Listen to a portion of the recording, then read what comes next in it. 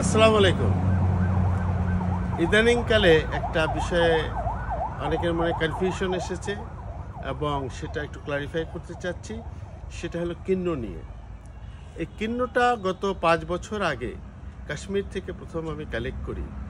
তখন বাংলাদেশের লোক কিন্ন সম্পর্কে কোনো ধারণা ছিল না, কারো কোনো গাছ ছিল বলে আমার জানা নেই। প্রথম ফলন আসার পরে যখন পোস্ট দিলাম তখন অনেকে ভাবতে শুরু করলো কিন্ন এদেশে হতে পারে।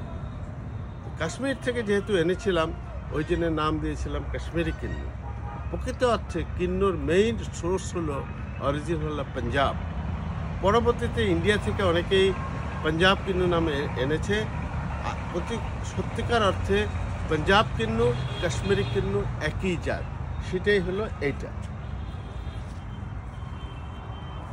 আমি যেটা আজকে উপলব্ধি করছি, ইদানিংকালে আমি লক্ষ্য করছি অনেকে পাও কিন্নু অনেকে অনেক কিছু বলছেন। পাও কিন্নু আছে, সেটাই আজকে দুটার ডিফারেন্সটা কি এবং দুটা দেখতে কেমন। কারণ পাও কিন্নুকে হাইপ তুলে একটা প্রতারণা হওয়ার সুযোগ আছে, সেটা যাতে আপনারা না হন সঠিক চিন্তা করে বিনিয়োগ করবেন।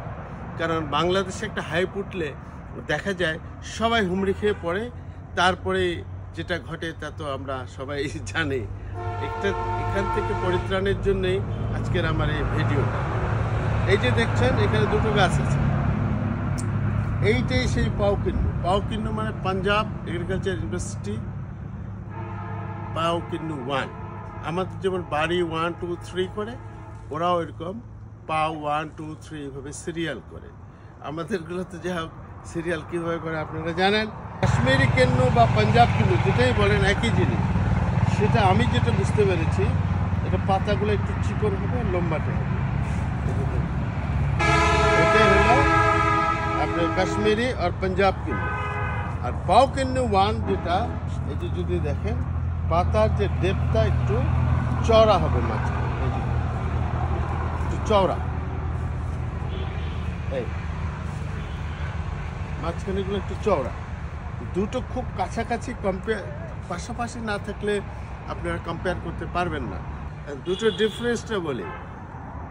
পাও কিন্নু সত্যিকার অর্থে বিচি একটু কম। আর ওরা বলেছে, ইন্ডিয়ান রিসার্চ সেন্টারের ডেফিনেশন দিয়েছে সিডলেস অলসো। ওরা নো সিড না, সিডলেস মানে ওরা লেস দেন 7টা বিচিকে ওরা সিডলেস বলে। আমি যেটা খেয়েছি দেখেছি পাও কিন্নুতে 3টা থেকে 5টা বিচি হয়, অতএব ওরা সিডলেসও বলতে পারে। নো সিড না, কিন্তু নো সিড মানে নো সিড। আর এটাতে আসবে আপনার 6টা থেকে 8টা পর্যন্ত আপনার আমাদের পাঞ্জাব কিন্নু আর কাশ্মীরি কিন্নুতে সিড হবে। This is the difference, basic difference. এটা সিড কম, এটা একটু সিড বেশি। দেখতে অলমোস্ট ফ্রুট সেম। এখন খাওয়ার ব্যাপারে বলি, আমার মতটা দিব। আগামীবার ইনশাল্লাহ আপনাদেরকে দুটোই খাওয়াতে পারবো। সেটা হলো পাও কিন্নুর চেয়ে আমাকে স্মেল, টেস্ট পাঞ্জাব আর কাশ্মীরি কিন্নু লেগেছে।